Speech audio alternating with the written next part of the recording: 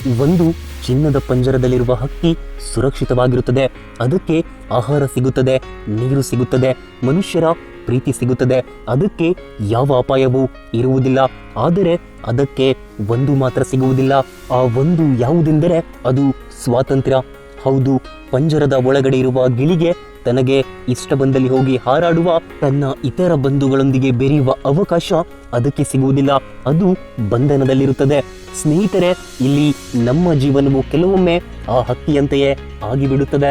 ನಾವು ಸುರಕ್ಷಿತವಾಗಿರಬೇಕೆಂದು ಬಯಸುತ್ತೇವೆ, ಅತಿಯಾಗಿ ರಿಸ್ಕ್ ತೆಗೆದುಕೊಳ್ಳಲು ಹೆದರುತ್ತೇವೆ, ಮತ್ತೆ ಹೊಸ ಪ್ರಯತ್ನ ಮಾಡಲು ಹಿಂಜರಿಯುತ್ತೇವೆ.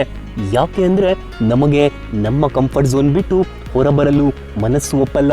ಕಂಫರ್ಟ್ ಝೋನ್ ತುಂಬಾ ಇಷ್ಟವಾಗಿರುತ್ತೆ. ಆದರೆ ಸ್ನೇಹಿತರೆ, ಇಲ್ಲಿ ನನ್ನ ಪ್ರಶ್ನೆ ಏನೆಂದರೆ, ನಿಮ್ಮ ಕನಸುಗಳು ಕಂಫರ್ಟ್ ಝೋನ್ ಒಳಗಿವೆಯಾ ಅಥವಾ ಹೊರಗಿವೆಯಾ? ನಿಜವಾದ ಸತ್ಯ ಏನೆಂದರೆ, ನಿಮಗೆ ಬೇಕಾದ ಜೀವನ ಯಾವತ್ತೂ ಕಂಫರ್ಟ್ ಝೋನ್ ಒಳಗೆ ಸಿಗುವುದಿಲ್ಲ.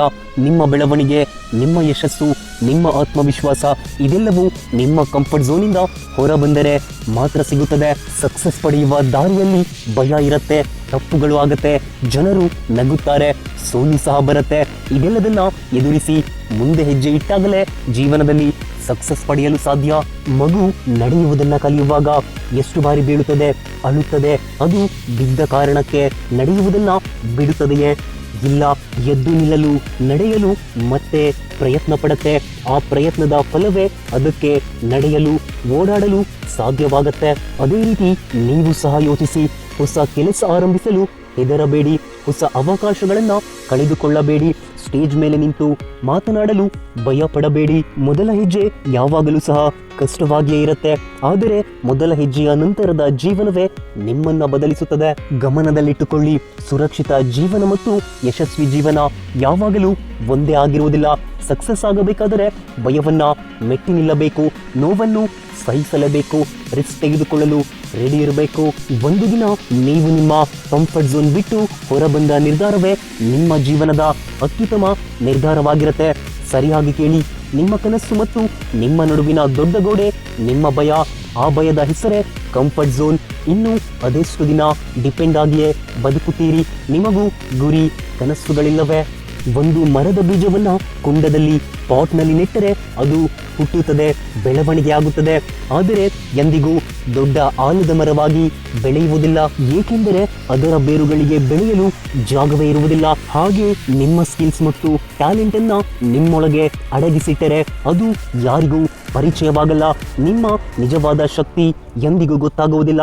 ಭಯ ಯಾವಾಗಲೂ ಹೇಳುತ್ತೆ, ಇದು ಕಷ್ಟ, ನನ್ನಿಂದ ಆಗಲ್ಲ.